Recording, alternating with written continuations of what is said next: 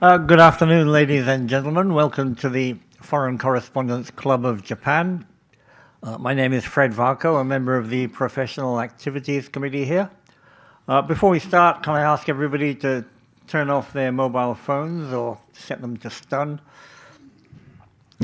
And we will have Marty speak in a minute, and then we'll have some questions and answers. Marty, as everybody knows, is one of the most famous rock guitarists in the world, best known for his time with Megadeth, but now in Japan, he's one of the most famous foreigners in Japan. He's been in Tokyo since 2003, and according to Wikipedia, he's appeared on over 700 Japanese television programs and released 30 albums. So it's great to have him here. And Marty, you're going to say a few words, and then we'll get some questions. Yeah, thank you very much for coming. This is going to be fun. I'm just going to talk about some experiences that we probably all share, many of us being foreigners in Japan, and talk about some of the things that Fred just mentioned, and then we'll have a nice Q&A. If you have any questions, comments, complaints, I'm more than I have a happy complaint. I'll get to that later. Anything, you guys can run this thing whatever you want. If there's anything that you want me to answer, I'm more than happy to answer the questions. And I'm just going to rattle off what's on my mind at the moment, and then we'll see what happens. Sounds good? Great. All right, thank you very much. We start? It's up to you. Oh, that's it? Okay. Yeah. Thank you. One thing you can start with if you want, talk about your book. You have a book coming out. Oh, right? okay, yes. Okay, we'll start with that. Well, first of all, again, thanks for coming. And I guess we can just start with I've written an autobiography, and actually I've written two. One was in Japanese, which came out this year in the spring, and one was in English, which comes out worldwide on December 3rd, so it's not out yet. Obviously, as you can imagine, they're both completely different. The stories are the same, but the references are totally different, and the angles are totally different. Because, as you know, in Japan, there's a lot of cultural references that people outside of Japan would have no idea what they are, you know what I mean? So it wouldn't really make sense to tell a bunch of American people about the distance between, the distance between Shinjuku and Roppongi or something like that. It doesn't mean anything to them. So, all right, how y'all doing? So it doesn't mean anything to them. So the both of the biographies are totally different. But I will start off everything by saying something that probably you all can relate to. I think Japan overall is it's like this box of treasures, like on another planet from everybody else in the world. It's like this box of treasures that you can come and sample, but actually getting into that box of treasures is forbidden. And the only way that you can get into that actual box of treasures is by learning the language. That's the only way, in my experience anyway. So what I'm saying is, 試食って英語で何ですかね? デパートで食べ物食べたいときに試食 you can try a little trial, right? Like for myself and many of you, I'm sure, I came to Japan many times for concert tours or tourism or business or whatever. Then you see the Japanese people are probably the most welcoming and most wonderful people for foreigners in the world. You come to Japan, it's like, what is this place? It's fantastic. I want to be here again. I want to come back. I want to explore. I want to learn more things. And then that's like a shishoku. It's like a trial. That's just a tiny little taste. But to come and live here and coexist with the society. I don't want to say belong to the society because that will never happen, and it's not something that I don't think anyone is trying to do. But to coexist in Japan, it's forbidden unless you make the effort to understand the language and how to communicate and how to become somewhat of a contributing member to the society. As a tourist, you don't need to contribute anything. But when you're living here, I'm sure every one of you has a specialty that you're contributing to Japan, and that's why they love you, and that's why you love being here. But going back to my first couple times in Japan, you just like, what is this cool place? How do I be here more? You know what I mean? So that forbidden part can only be unlocked by learning the language. And I did that in a very haphazard fashion, but I did that as a hobby. And it turns out that that was the key to allow me to come to Japan and live in Japan and contribute to Japan and hopefully not be a burden on Japanese society, which is the main thing. I think a lot of us foreigners feel like we are subliminally trying to do as we live in Japan or as we coexist in Japan. And I don't know why that is. Maybe some of you can answer this, but like, for example, if you're in another country, like say somewhere in Eastern Europe or any part of Europe or South America, you don't really feel kind of, wow, I'm really representing my country here. You just feel like you're in a different country. But for some reason in Japan, there's this feeling that Japan is kind of separate from the rest of the world. And how do I not bother the Japanese system? Because the Japanese system is doing just fine. It's doing great. So how do I contribute to it? And how do I not do the wrong thing? And I think maybe for all musicians, I'm speaking as a musician, but like when you see a rock musician come to Japan, you see their concerts, and you look at the lead singer addressing the audience, it's much more polite than what you might see in like Kansas or New York or California. All of a sudden, these like scary rock dudes are so polite. Hey, everybody, let's have a good time. And they speak in really slowly and politely. These guys are like real bad boy types, you know? When they get back home, they're like wild and like swigging Jack Daniels as they talk. But in Japan, for some reason, the toughest guys try somehow to not bother the peacefulness of Japan. That is like, 現象って英語で何ですかね? Phenomenon. I swear to God, I'm forgetting my English. It's like a phenomenon only that happens in Japan. I don't really see that happening in other countries. So why is it like that? And it's taken me like 20 years to kind of figure it out. And the only way to really figure it out is to live here and to coexist here and to work here and have experiences in Japan that are not your typical tourism experience or rock band experience.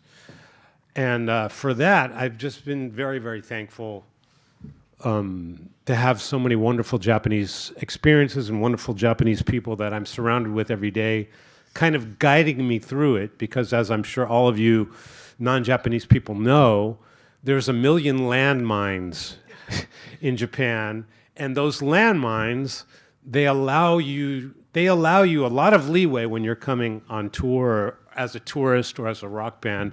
But when you live here, there's no leeway. You cannot make mistakes like that. And so I wrote about this in probably both of my books, that one of the things that when I first moved here that happened was I was living in Nishi Shinjuku. I still am, but a different apartment. And I was taking out the garbage, and as you know, the garbage rules are like insane. But once you get them, they're okay. But like having to deal with things like these rules that different from county to county to prefecture to prefecture, and already being confused about it. One time I brought my garbage out to the street, and apparently it was like the day for paper or something.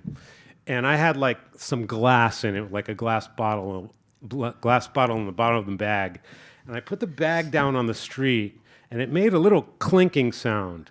Somewhere out of nowhere came running this superintendent from my building who heard that clinking sound from God knows where, and she like railed me right in the middle of the street. No, you can't. This is not the day for that. And then, and you know, I was quite embarrassed, but like, she was really kind of angry, and I could sort of get it that, you know, we as foreign people, if we want to live here, it's nicer to really, really follow everything to the letter, because they really appreciate it when you do, and they don't like it when you don't. So if you're living somewhere, I kind of took a mental note of that. And even still now, I make plenty of mistakes because it's impossible to follow everything. But I kind of understood the difference between a one-race society and America, where I grew up, where it's just everybody all mixed up, which both things have many pluses and minuses. But since I love Japan so much and the music, and mostly it's the music why I'm here, the first reason. But like, if I'm going to live here, I don't want people to think, oh, there's one more foreigner just messing things up for us. You know what I mean? I really wanted to avoid that.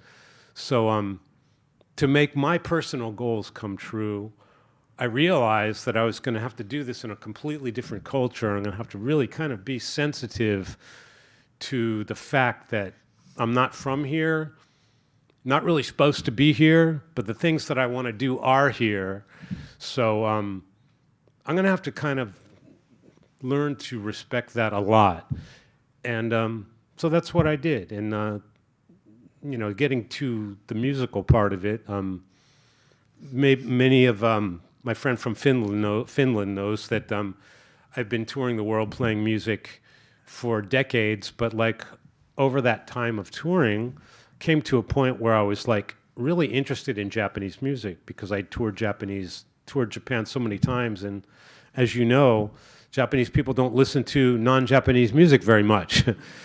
When you're American, you're America, you think, oh, they listen to American music all the time in Japan. And then you get here, nobody's listening to American music. You know, we might be playing one venue, and then you see a Japanese band, and they're playing a huge venue. So I realized that Japanese music is the biggest thing in Japan, and I started to listen to it, and it just became, I loved it. I was obsessed with it. I was listening to it 24 hours a day.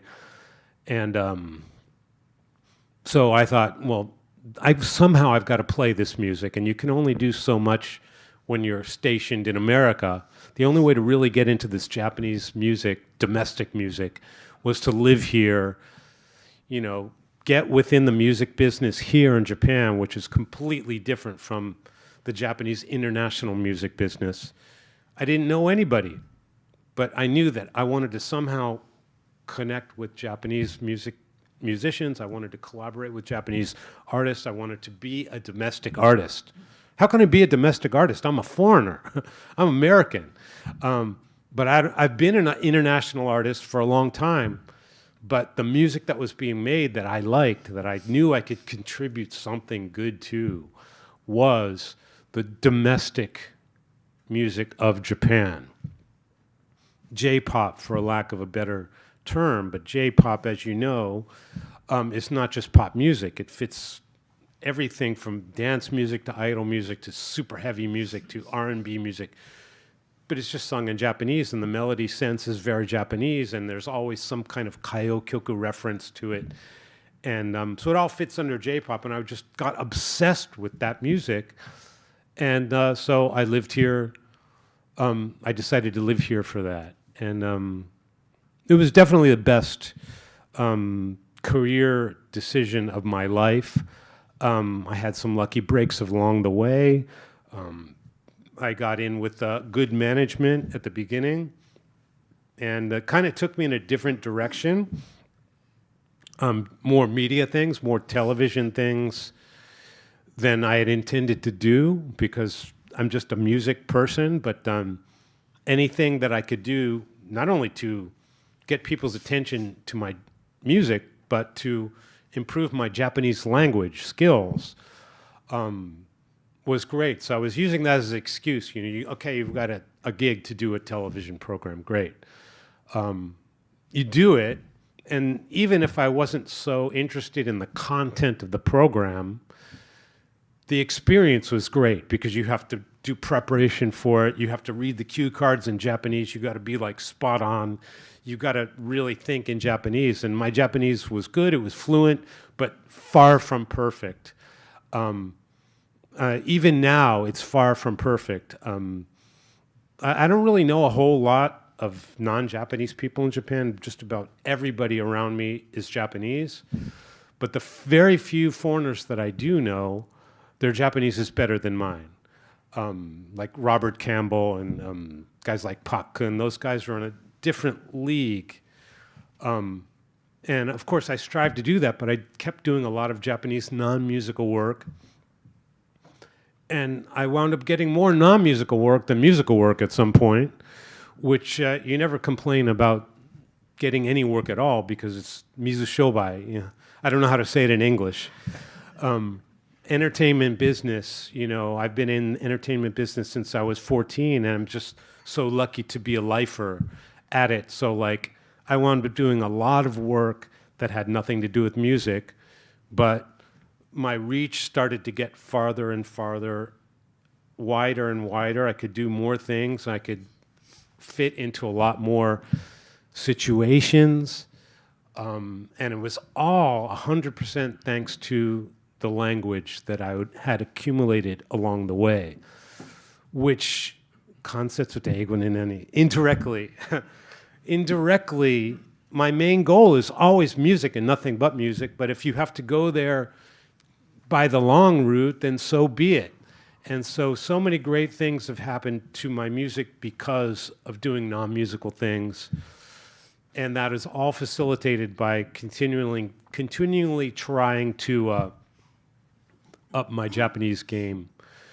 And so that's something that I wrote about a lot in my book, and that's what's kind of unique about my particular musical journey. It's like got a lot of really weird turns to it. Yeah, so that's all in my book. And what else can we talk about? I have a new album. I have a new music video. Of course, all of my music videos that I do have been done, the vast majority have been done in Japan and with Japanese directors. And just recently, I just did a video in Japan, and I'm very, very proud of it. Maybe we can show a minute or so of the video. Video, 大丈夫ですか? Yeah, this is from my most recent video. We'll just show like a minute or so of it. The song is called Song for an Eternal Child.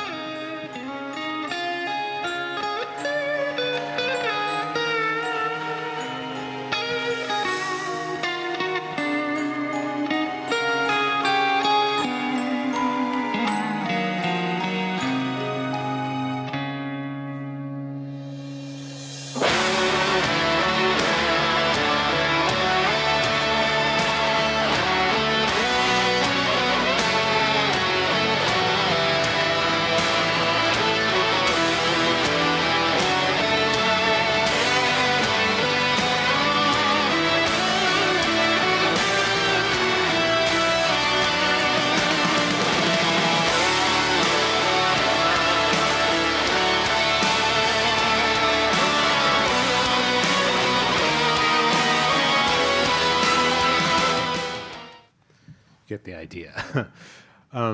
You know, it's really funny. The Japanese director thought that kid looked like me. I couldn't think anybody looked more different than me than that kid. But it's very interesting how people from particular cultures view people from other cultures. But yes, that's my most recent video. It's from an album called Drama, which I don't know if you're a follower of my music, like I know Stefan is. If you're a follower of my music, you will know that my Japanese life experiences have influenced my music probably more than anything else. Of course, the Japanese music, I've probably done hundreds, thousands of projects here in Japan, musical, that have influenced my music, but it's a very Japanese organic way of growing as a musician. So it's to simplify it. As an American, you're kind of brought up to play music as an improviser based off rock and blues and R&B music. In Japanese musical culture, you're kind of brought up melody based. The melody is all important. You have nothing if you have a melody. Improvising is not much of a thing. It's melody based, and how to interpret a melody is the most important thing. So the more I've lived in Japan and the more I've created music in Japan, my music has become so much different from my American peers and European peers because I've used this melody-based process as kind of a weapon to really drive melodies home in a way that people outside of Japan will think is really fresh. And nowhere is that more evident than on my new drama album. It's just like a melody matsuri, so to speak. It's just really deep melodies. And yeah, if you get a chance, please check it out. I don't want to sound shobai-kusai doing this. But yeah, so there's that. And maybe we can take some questions, some Q&As if you have any, because that might be it might be a good time to do that if you have any questions. Okay, that sounds good. If you have a question, please come up to one of the two microphones and state your name and affiliation if you have one. Yeah, I just going back to something you said earlier about being an alien here. There was a quote by John Peel, which I love, a famous British DJ, who said that Japan was as close as you can get on this planet to being on another planet. Oh, good quote, yeah. Okay, but first I have a complaint about Marty. Oh, good. Somewhere in my mind, I remember you saying something about Jimi Hendrix, which was, and correct me if I'm wrong, something along the lines of, why would you listen to him when he always plays out of tune? When you can do what? When he always plays out of tune. It sounds like something I would say. Okay, you're not a Hendrix fan. I'm not the biggest fan of Jimi Hendrix, which people think is strange for a guitarist, but you know, every single person has their own taste, and each person's taste is equally valid.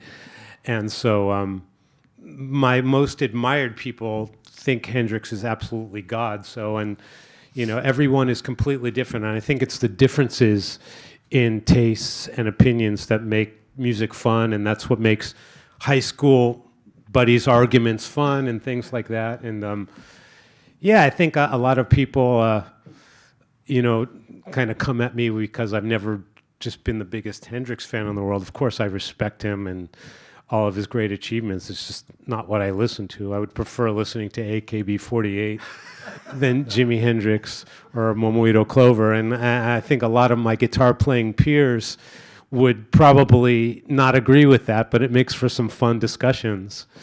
And yeah.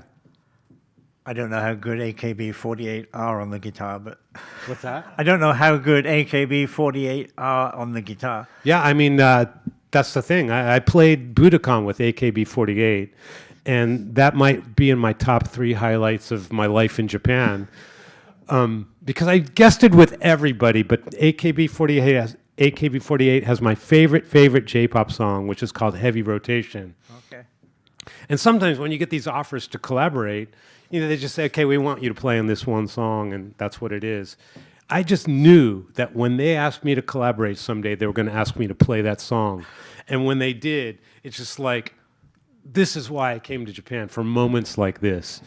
And it's just one of my absolute favorite things that I've ever done. And I guess you just have to be a fan to understand just how much fun that would be. And I think most of all of us here in this room are fanatics about something. So like, regardless how ridiculous other people think that something is, when you get to actually connect with that thing, it's really it's a magic moment. So I would say AKB48 at Budokan was up there for sure.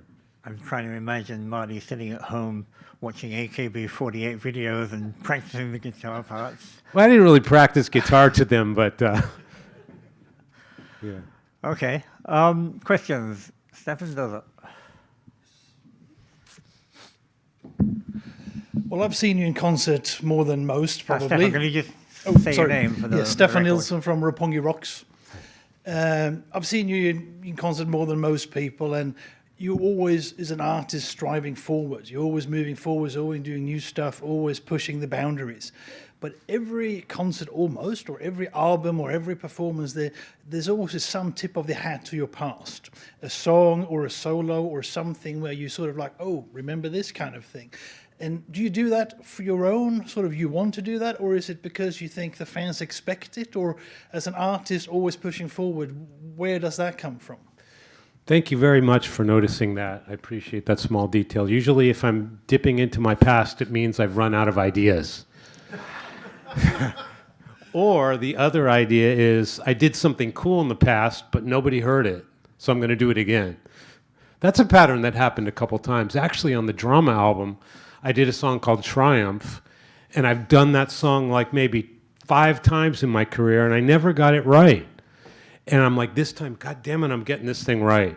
And so it took 2 years to do the album, and that song was one of the major reasons why it took so long. Getting the right orchestration, the right orchestra, the right violin, cello. Well, the cello is the easy part for me, but the right arrangement, it just never happened before, and finally I got it, so I can let it rest. But more importantly, I'm always trying to do new things all the time, and that you notice it makes me feel very good, because I think I'm by far at the top of my game, and that's because I'm doing that. I just get bored. And I don't want people to think I'm like some kind of nostalgia thing. At the same time, I love the people who've followed me forever. So like maybe I'll do a tip of a hat to them. Thank you for coming. This is my new stuff, but I still remember this stuff too. But thank you for noticing more than anything.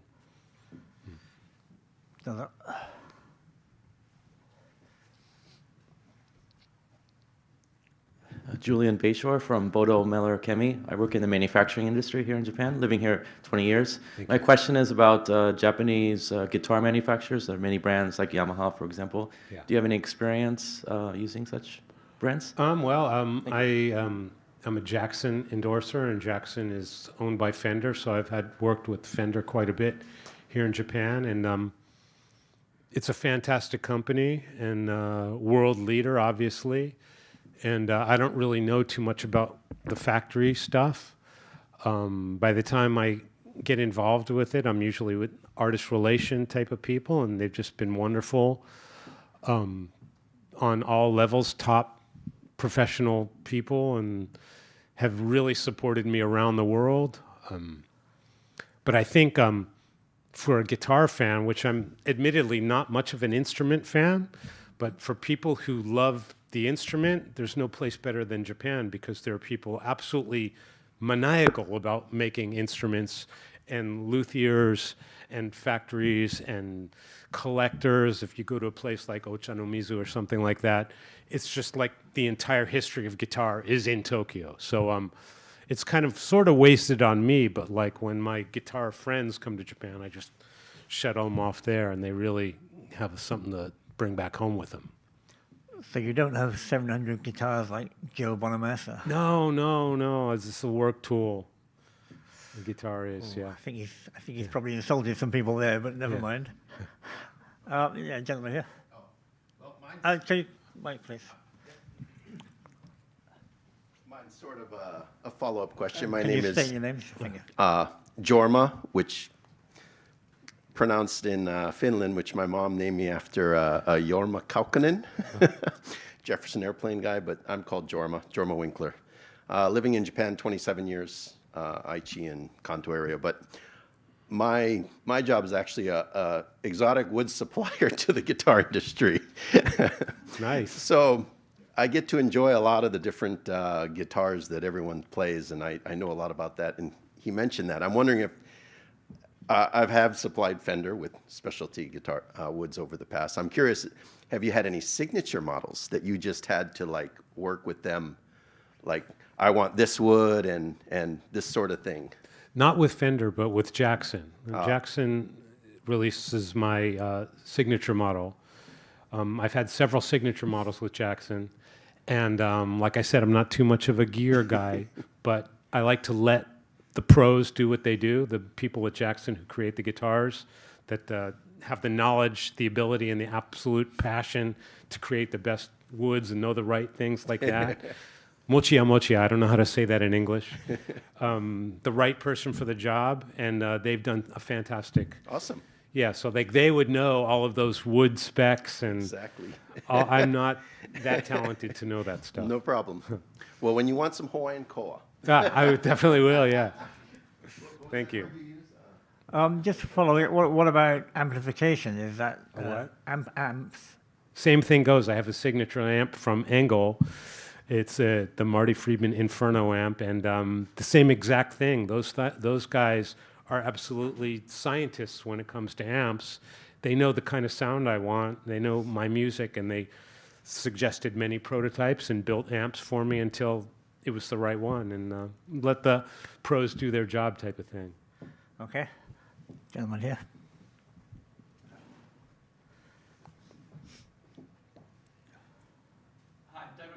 Global Connects Media. Last time I met you was actually in LA at the Japan Foundation.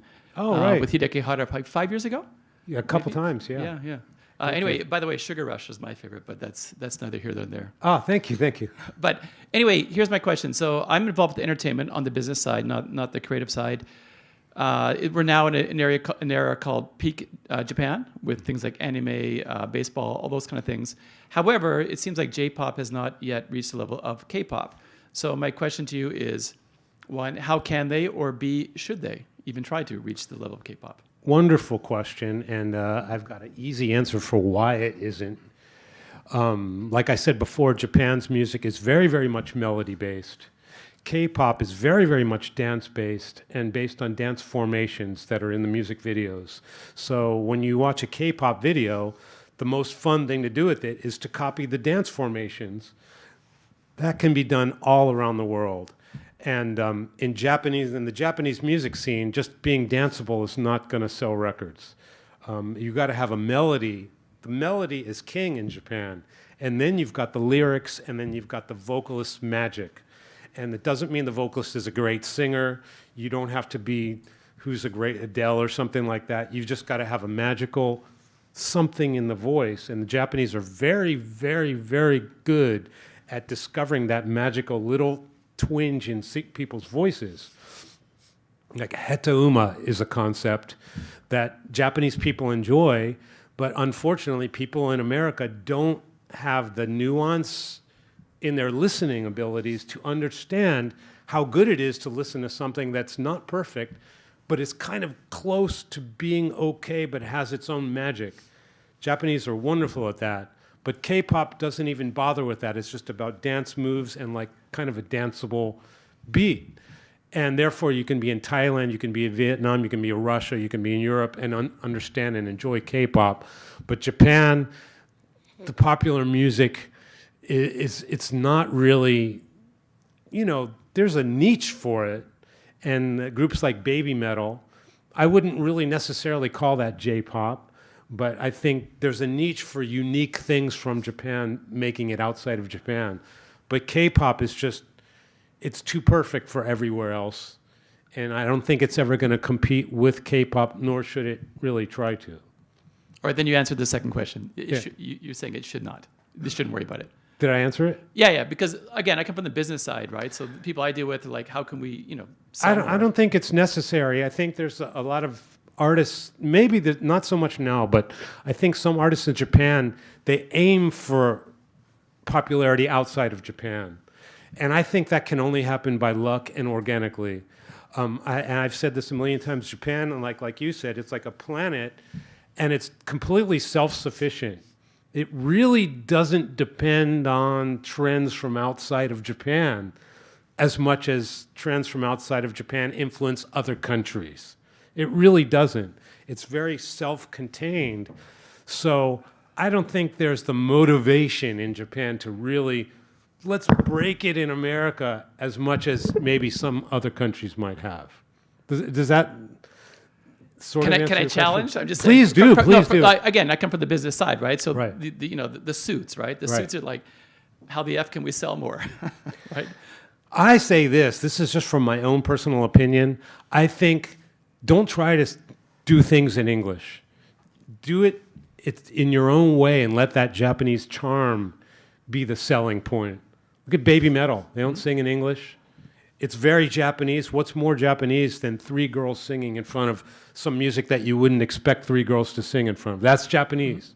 If you try to Americanize it, I don't think Americans think that's so cool. And if you want to go back into history, there was a group called Shonen Knife that Nirvana saw. They took one look at this group and they became big fans of the group, and they took them on tour when Nirvana was at their peak. And they were just doing their thing. You know, maybe some katakana English, but it was very Japanese, very innocent, and only in Japan do secretaries play guitar punk rock. It could happen in Japan. It's not going to happen in America.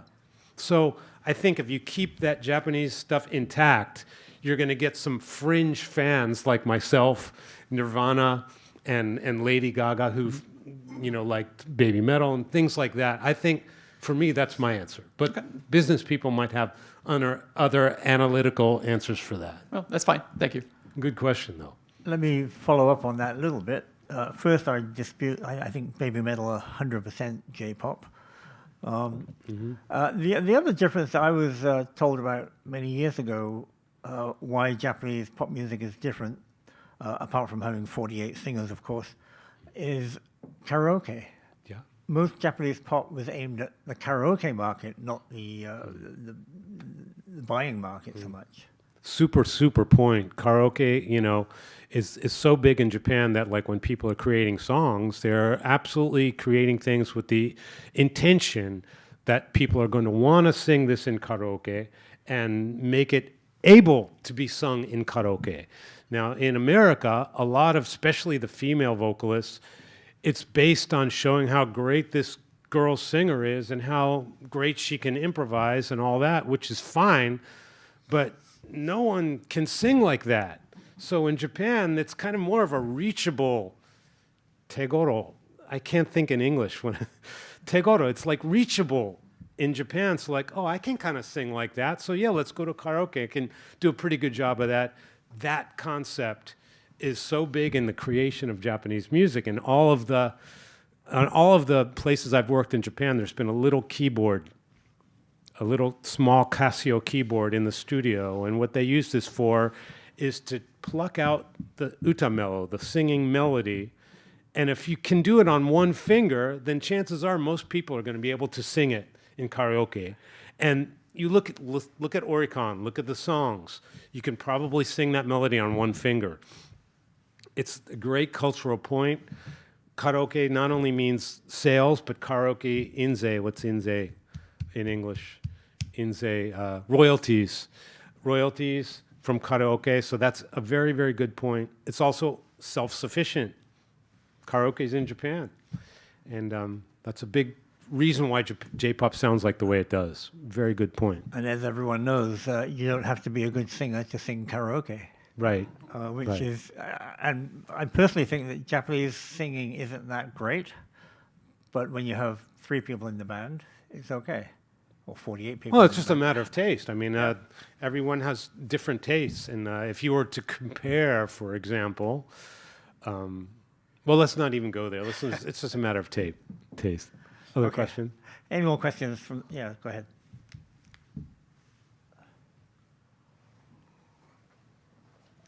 Phil Baser, freelance. Thank you. In your book, at least the English book, you talk a lot about in your childhood, like, actually this is 2 questions. One thing you talk about is you did a lot of pot when you were a kid, at least in your high school days. And I was wondering, first of all, is that aspect in the Japanese version of the book? And the other question I wanted to ask is that you also talk, when you were young, you said that hard rock and heavy metal fans were mostly outcasts. And could you perhaps talk your own impression about Japanese hard rock and heavy metal fans from that aspect? Super questions, both of them. I'm going to have to treat the first one very delicately. But great questions. The first one is, when I was a teenager in America, I was what you might call furieux, not really the model student or anything like that. Did a lot of things that people in Japan don't do. Fortunately, I stopped everything when I was about 17 and became like super, super straight edge. But in the English version of my book, I probably described that in much more detail than in my Japanese book. The books are completely different, by the way.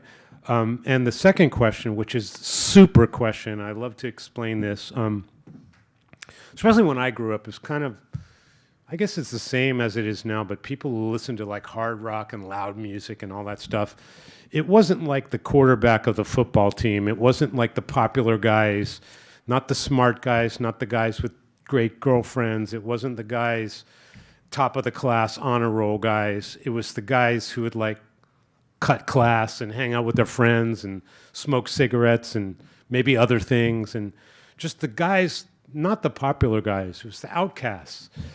And that's just kind of where hard rock had its place in society. Popular people liked dance music and pop music, and they didn't really care so much about music. It wasn't important because they had good lives already. They didn't need to be medicated by getting deep into this music and being saved by the music. They were like, oh, there's music in the background, great, let's dance, party, cool. But like for those of us who didn't have a whole lot of friends, we were like at home playing Black Sabbath at full volume and going, yeah. It's all right. This is so cool. So, but popular people weren't like that. In Japan, however, it is so completely different. You look at people in bands, you look at people who've dedicated their life to playing rock, and they were popular in school. They're good looking. They had girlfriends. They were on the sports team. They had good grades. Totally normal guys. But for some reason, they play rock music. And they're like in these bands playing these loud, obnoxious music. You meet the guys, and they're so completely polite and well-spoken and not like Kurt Cobain might possibly have been, but just normal good guys who had good jobs and just grew up nicely and have manners, and they're playing rock. And so you live here long enough, you try to analyze why this is to answer a question like that, and you can only give my own opinion. And I will stand on my opinion that hard rock and guitar-based or guitar-oriented music, heavy metal and guitar stuff, the reason why Japanese people of all kinds, of all types of people, the reason why they relate to it is because, and I welcome any opposing views, I think that in Japanese traditional music, the sound of an aggressively played stringed instrument plucked loudly, the shamisen with the big pick, the bachi, distorted guitars played aggressively is something that people's grandparents and great-grandparents are already used to and wired to listen to. They're used to it already. So if you listen to like old people's music, like enka or traditional music, lo and behold, there's distorted guitar solos in this music. It's like just right out of Iron Maiden or something. And it's like, who's listening to it? Somebody who's like 95 years old. And I'm like, that doesn't happen in America. So why is it? The distorted sound of a shamisen, there's like a switch on the top of the guitar pegs that if you switch it, it makes it sound ding, ding, ding, ding, ding, really rattly and distorted. So Japanese people, they're already used to this. So to them, it's not a rebellious sound at all. In America, if you had a distorted guitar, it's like, oh my God, oh my God. That's why like Jimi Hendrix had such a big impact, because at the time, no one made noise with a guitar. It was like the most hated thing in the world. Certainly your grandmother wasn't listening to it. rock and heavy metal was a way to piss off people. In Japan, I don't think it pissed really anybody off. So it's a kind of a different approach to the same thing. And I just think it's fascinating. And that's my answer to it. Now, there probably is another better explanation. But just with my musical experience here in Japan, that's what I think it is. That's what I think the difference is. Following up on that, in a way, you earlier mentioned about audiences in Japan. And I remember when Alice Cooper came over here, he asked me what are audiences like in Japan. And I said, well, sometimes you have to give them permission to enjoy themselves because they have that kind of holding back. But I've seen gigs in like Motley Crue, people like that, Def Leppard, whatever, and they just go wild. And how was it for you with Megadeth when you came here? Oh, it was at that time, it was starting to get normal, like rock, heavy metal stuff. At that time, Korea was like the weirdest thing, because Korea, they couldn't do anything. There was like guys standing with guns in the audience, while the audience was sitting like this. Maybe at the end of the song, there was this kind of thing. But with Megadeth and all of my solo stuff after that, it was just kind of like more normal, like rock concerts and stuff like that. But another thing, I think what maybe Alice Cooper was talking about is Japan, they're very, very quiet when they're listening, and maybe between the songs they clap. And one explanation that I got, and which makes sense, is, which I completely agree with, is like people in Japan, they pay a lot for the tickets. They want to hear the goddamn song. You know what I mean? They're listening closely. And as a musician, it's kind of nerve-wracking because usually when you're playing in America or Europe or something, people are just going crazy. And it's like if you make a mistake or you don't play accurately, nobody notices. But in Japan, it's like they're listening. One time I was in Kyoto, and we played live one night, and the next day we did a live radio broadcast. I'm speaking like Japanese. Broadcast. And there was call-in questions, and somebody called in the Kyoto radio station, says, we saw you guys play last night. Didn't one of you guys make a mistake in the third song right around the second verse? And I'm like, oh my God, you're right. And so like they're listening closely. At the time it was kind of nerve-wracking, but then you get used to it, and then you realize that it's truly out of love to that music and respect to the artists that they listen in that fashion. It's like, at some point, like when you're overseas and you're playing live and people are just going completely wild and they're beating each other up, and you know, it's fun to look at all that craziness, but sometimes it's like, hey man, I'm playing music here and I want you to listen to it. So I think I've kind of Nihonjinka ni nachattaんです. I've become Japanese, you know, so when I go out and play elsewhere, I want people to listen what I'm doing, and I think they're just listening closely. Perhaps a little too closely. On the other hand, of course, the people in America and Europe, they don't hear your mistakes. Yeah, that's a good thing about it. That's a good thing about it. And you can think, oh, I can make a mistake now. Yeah, I mean, it's easier to play out there, but, you know, I think it's just cultural differences. One is not better than the other. It's just different. And I think the differences is what makes everything fun, you know, and it's a change of pace to go from one to the other. So there's no one that's better or one that I like better, but it's a wonderful comparison. Wonderful. Any more questions from the floor? Yep, go ahead. Thank you for fantastic your speech. I'm G. Nakamura, professor of tourism media studies at Atomi University. And I think that J-pop has a strong connection with Japanese anime and games. So now, but what your thought on this? And if you have any favorite works, please tell us about them. Anime? Yes. Okay. I think what's wonderful about the Japanese music industry and J-pop in general is that there's a lot of anime and there's a lot of games, and they all require music. And people take that music very, very seriously. And so like a lot of the hit songs are songs that are for anime. They might not necessarily mean anything to the anime, but it's just a song. it's like a tie-up. And therefore, pop music has another way to be enjoyed. That's something that I didn't grow up with. Pop music was on the radio, and you buy it and you listen to it. But in Japan, it's a part of an anime, so if you're a fan of that anime, you know that song very, very well, and you want to see the concert of that artist, and you also might want to see an orchestral version of that anime theme song. So there's many different ways to get enjoyment out of one piece of music, and I think that's very a Japanese thing. And it's also created the raise of quality because there's so much competition in that world of music. Game music and anime music has become so high quality that full orchestras are just playing this wonderful, wonderful soundtrack music. You know, years ago, like, game music was just kind of junk. It was just noise in the background of the game. But right now, game music, I would even venture to say that some game music is more beautiful than music that's not made for games.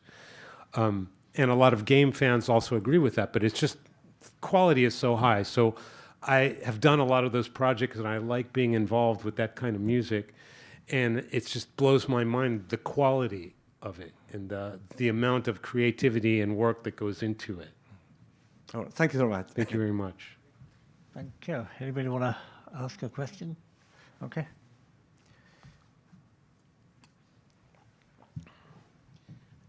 Gary Bremerman, Power Up Solutions. Hi. Long-term resident of Japan. I've never invested the time and attention into J-pop or Japanese music. I'm a metalhead, new wave of British heavy metal, thrash, old hard rock. Are there any bands that you would recommend? Sure. That I should check out? Japanese bands? Just a few. Certainly. The first one, immediately I would say Maximum the Hormone. Oh, yeah. You know them, right? Know of them. Oh, my God. Go directly there. And then go to Cross Faith. Go directly there. And then go to Man with a Mission. It's not as heavy as those, but what you'll find if you start going into that rabbit hole is you'll find that a lot of the Japanese harder music has the same sound that you like as heavy metal, but it's just in a different melodic context, and you're going to find that fresh. So if you start there, let me know what you come up with. Thank you. And I did see Ningen Isu once. Ningen Isu, yeah, there you go. And that was fantastic. Yeah, there you go. Yeah, but I just haven't gotten into it, so I'll go down the rabbit hole. You start with Ningen Isu, and then you can't go wrong. 100% agree on Maximum the Hormone, but they're interesting also because they combine pop dynamics with really, really, really heavy dynamics. Right. Maybe you could address that sometime? Yes, this is one of the reasons I love Japan. You could never have something as poppy as what they do in America. No one would have that in their body to do it, and it probably would be tricky to make people get into that. But in Japan, people are okay with that, and it started with X Japan. When I first heard X Japan, I'm like, how can they have this ballad right next to this full-on thrash metal song? But in Japan, it's totally normal. I'm like, I love the country that allows you to have so much ryokyoktan. Ryokyoktan te. What's ryokyoktan? Crossover. Not crossover, but extremes. Extreme contrasts in the same place. Yeah. Extreme contrasts. When I grew up, and even now in metal especially, it's like, it's got to be metal. It's got to be metal all the time. You can't have a ballad. You guys sold out. You can't have that. But in Japan, it's almost expected. It's all metal, but where's your ballad? Where's your pop song? You've got to have it all. So for me as an artist and a musician, I just find it so much more liberating being here because I love pop music and I love being able to, there's no limit to what you can do. In America, it's you're kind of in a box. You got to stay metal all the time. I guess in a way, Nirvana had a little bit of both. Yeah, Nirvana's like a pop band that was loud, Yeah. Yeah, it was great. Okay, any more questions from the floor? I've got a question about music delivery, and of course I grew up with vinyl, and then it got changed to cassettes. 8 tracks in your world, probably, CDs, and now Spotify, YouTube, social media. Do you have some comments about the way it's delivered and the way you're recompensed? Yeah, I don't really have too controversial of opinion about it. Everything changes all the time, and whatever format it is, people will always listen to music and enjoy music. And yeah, people have big opinions about it. I don't really care. I'm always listening to new music on whatever format it might be. So, vinyl is coming back because people enjoy looking at a big cover while they're listening to it, and that's one experience. But a lot of people listen to music while they're doing something else, working out or writing. So there's a format for everything, and it's just a wonderful time to be here making music. Okay. Any more questions on the floor? I've got here surprises. What surprised you most about Japan in terms of the life in Japan and the music in Japan?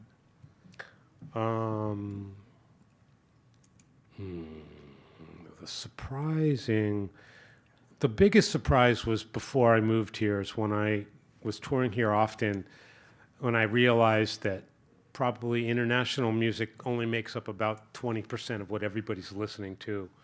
People listen to Japanese domestic music about 80% of the time. There's probably a better stat on that, but a lot of the time. And that's why I came here. I thought I was weird because I was listening to J-pop.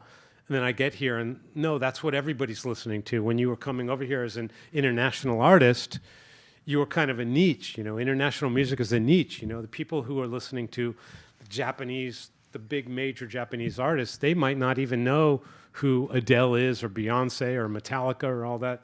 They might have, that's some foreign group, but they're really into the Japanese music, and I could see why, because it's just so deep. And it's just the endless well of different, unique things with so much creativity that if you're a fan of it and a fan of melodies, it's endless. And I'm still as big a fan as I was when I first moved here. So I think that was the biggest surprise. And everything else, nothing too major other than that. And do you get frustrated, like many of us do, that people in America or Europe really don't understand Japan? Good question. No, I don't get frustrated about that. I totally understand it, because even though I've lived here maybe 20-something years, and I'm completely surrounded by Japanese people 24/7. No one around me speaks any English for the whole 20 years. And I still feel like, yeah, I know a lot about Japan, but I don't completely understand it, and I don't expect to completely understand it, and I'm fine with that. And I think a lot of people need to understand that it is, in fact, a separate planet, and if you can find a way to coexist within it and bring something to it, I think it's a wonderful place. Let me finish with this, because this is a good thing we're on here. Japan has always been in need and desire of talented people from the entire world, because Japan has a great sense of wanting to learn from other cultures. First thing you come to Japan is people will ask you, what do you think of this? What do you think of that? What do you think of this in Japan? Japanese people are very smart to analyze what people from other cultures think about Japan and use that information in very creative ways. So I find that a lot of the non-Japanese people, all of you included, have brought something special to Japan that is useful in Japan. And Japan kind of attracts very motivated people, because the language and the culture is so different and so difficult to really grasp for other cultures that you have to be very motivated to live here. So it kind of makes a small circle of people, but the people who wind up really into Japan are like super motivated. You get people who are into anime or games especially, they're like crazy motivated. And I meet these people all the time when I tour outside of Japan. People, I'm learning Japanese now, and they just want to speak Japanese to me, and they're just so incredibly, they're so into it that there's like a fanaticism about Japan that doesn't exist with other countries. Like the way I feel about J-pop is the way some people probably feel about anime or games or martial arts or Japanese cuisine or language or whatever. There's a fanaticism, and that breeds talented people, actually. Not putting myself in that group, but it breeds people who are motivated to really, really learn the language and the culture and live here. And what I'm trying to say is, Japan is a very older society. It's not like some countries where the average age is like 25 or something. It's a very, very old society with a lot of room for young and talented people to come in and bring great things from other cultures into Japan. And so if there's people out here on YouTube that are watching this, my message is, do not give up on the language, because that language is going to be the key to actually doing whatever your dream is here in Japan. You cannot do it without your language, or it will be very, very difficult to do without your language here in Japan, because I found that for me, writing emails, 1,000 emails a day, they're all in Japanese, and I couldn't imagine doing that not in Japanese. So those out there who are listening to this, if you're crazy about a Japanese thing, just go for the language, learn the language as best you can, and come out a bunch of times and see what the world here in Japan is like, because I think Japan is very, very welcoming to people who are interested in Japan. It's because they can't really figure out why we're interested in Japan. It seems like, why are you interested in Japan? They want to know that. They really want to know that. And then when you give them the answer, it just opens a whole dialogue of a lot of cool stuff. So I encourage everyone out there who has that insane dream of coming out here to do something to just get into it and do it. And you don't have to be perfect like a Robert Campbell type of person. My Japanese is not at his level, but it's facilitated me to be able to do anything I wanted to do here in Japan.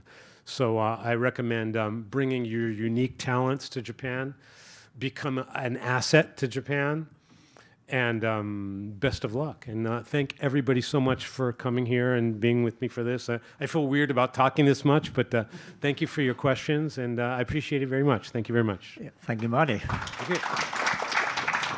But before we go, we can give you a 1-year honorary membership of this club. So please come by and buy me a drink. Thank you very much. Thank you. Thank you. This was good fun. All right, thank you. Thank you. We're done. Thank you. Thank you very much. All right. Good work, man.